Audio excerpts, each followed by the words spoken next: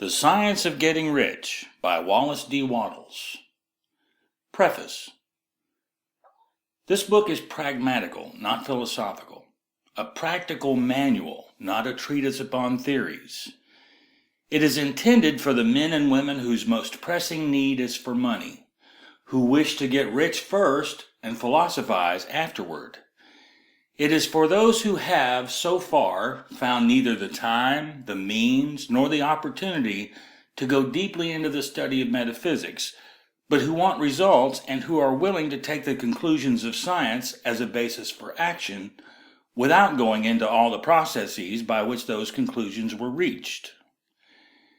It is expected that the reader will take the fundamental statements upon faith, just as he would take statements concerning a law of electrical action if they were promulgated by a Marconi or an Edison, and taking the statements upon faith that he will prove their truth by acting upon them without fear or hesitation. Every man or woman who does this will certainly get rich, for the science herein applied is an exact science, and failure is impossible. For the benefit, however, of those who wish to investigate philosophical theories and so secure a logical basis for faith, I will here cite certain authorities.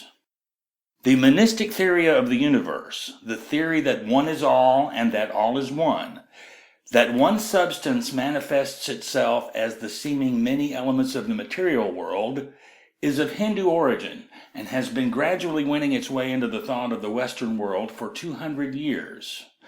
It is the foundation of all the Oriental philosophies and those of Descartes, Spinoza, Leibniz, Schopenhauer, Hegel, and Emerson.